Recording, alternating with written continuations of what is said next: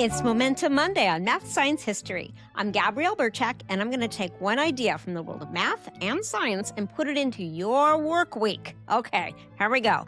If you caught my Pride Month special last week, you heard about Paul Erdős. He's one of the most prolific mathematicians who ever lived. And today, I'm going to borrow one specific thing that he did, running it through modern neuroscience and turning it into a practical toolkit for your week at work and at home. So let's go. Paul Erdős maintained a list of hundreds of unsolved math problems at any given time.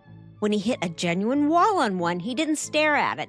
He moved on to another problem on the list, giving it his complete, undivided focus, and trusted that his brain would keep quietly working on the first one in the background. And it's not multitasking. This distinction matters because the neuroscience on multitasking is clear, and it is not good. Rapidly switching between tasks simultaneously can reduce your cognitive productivity by up to 40%. Your brain isn't built for it. But what Erdős was doing is called interleaving, working deeply on one thing at a time, but across multiple projects throughout your day or week. Research shows that stepping away from a stuck problem and focusing elsewhere reduces cognitive fixation. And as a result, your brain keeps running the problem in the background and you come back even sharper. So, the process is to address one problem at a time with multiple problems across the week. So, what does this actually look like from Monday morning? All right, here's your first tool. Build your Erdős list. Start the week by writing down 3 work challenges. Not tasks, but challenges. Not a task like send the report, but rather a challenge like figuring out why the team keeps missing deadlines. Not a task like replying to your emails, but rather writing down a challenge like working out how to approach that difficult conversation with your manager. These are examples of Erdős problems. They're ones that require real thinking. They're not just doing. And using only 3 challenges is just the right number. If you have fewer, you don't have enough to rotate. And you have more than 3, if you have more than 3, then you're just spreading yourself way too thin. Okie dokie, tool number 2, the 45-15 block. This is a method that I started to use in college, like students today. I was working full-time, taking on a full-time course load, and this process gave me the best return on my efforts. Here's the method that I used. For each of your Erdős problems, work in 45-minute focused blocks. Put the phone away, turn off your notifications, and focus on one and only one problem. At the end of 45 minutes, stop, regardless of where you are. Then spend 15 minutes on something completely different that involves a task, like walking to get some coffee. That's important.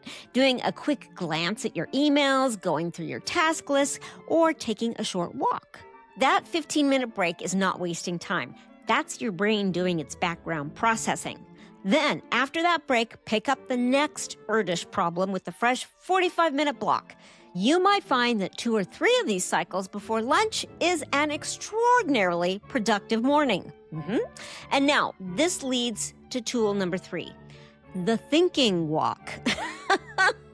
And honestly, I think it's one of the most underused cognitive tools available to all of us. Just take a walk without the earbuds, just walking, seeing the neighborhood, listening to the birds, and just walking.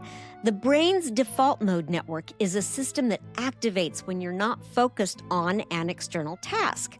Research on this shows it is deeply involved in creative problem solving, future planning, and making sense of complex emotional situations. So, as a result, a 20-minute walk with nothing but your thoughts is valuable time. It's focused thinking by another name. So, try assigning one of your personal Erdős problems to each walk this week. Don't force it. Just let your mind wander in that direction and see what comes up.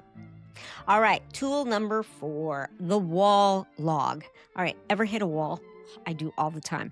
Keep a small notebook or a notes app open while you work. So when you hit a genuine wall on a problem, not boredom, not distraction, a real wall, write down exactly where you stopped and what the sticking point is. Make it 1 or 2 sentences maximum. That's it. Then you move on to the next problem. When you come back, read your wall note before you start.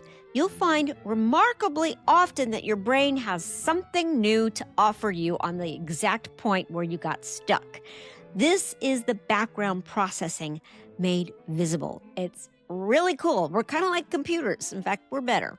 Tool number 5, the end of day briefing. So before you close your laptop, spend about 5 minutes writing one sentence about the current status of each of your 3 Erdős problems.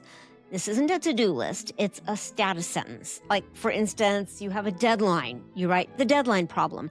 I think it's a communication gap between departments, not a motivation issue. Or let's say you're going to have a manager conversation, right? I still don't know how to open up the conversation without sounding defensive. This 5-minute habit does 2 things. First, it gives your brain a clear, specific problem to run overnight. And second, it means Monday morning you're not starting from scratch. You're picking up a thread. Research on memory consolidation shows that the brain processes and integrates information during sleep. I like this one.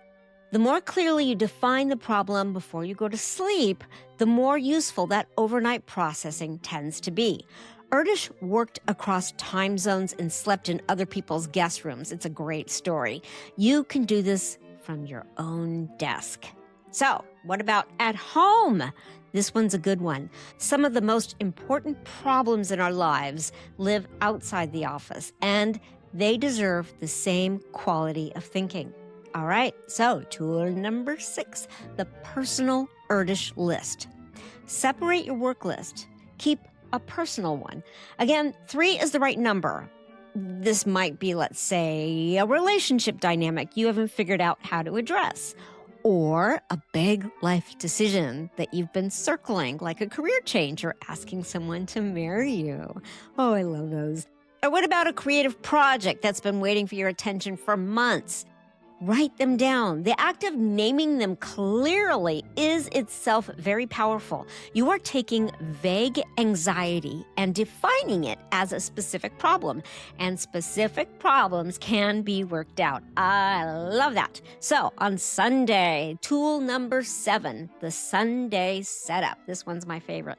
On Sunday night, take 10 minutes, just 10, no more, to review both your work and personal Erdős lists.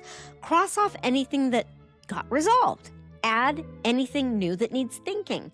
Rewrite any problem whose framing has shifted. First, checking things off is very rewarding. It's a rewarding process in and of itself, but this is not just a to-do list review. You're also tending to your challenges, making sure the right questions are active in your mind as the week begins. Erdős spent decades doing a version of this. He kept his problems alive and always simmering, and he trusted in his own intelligence and insight that movement would come, not by forcing it, but rather by staying in the relationship with the question and the challenge. So the problems you carry matter. The ones you name, the ones you tend to, and then return to are the ones that get solved. So, here's your challenge for the week. Pick 1 or 2 of these tools and try them out. Don't do all 7. That's a bit overwhelming. I know you're an overachiever like the rest of us. We're all overachievers, right? Okay, so that's why we're here. But trust the method. Pick 1 or 2. Make them a habit. Then add the following week a few more. Within 3 months, these small shifts will add up to a productivity overhaul that doesn't just solve this week's problems. It builds the kind of momentum that keeps working for you long after each Monday. So that's the Erdős method, and that's your momentum for the week. Happy Monday! And until next time, carpe diem.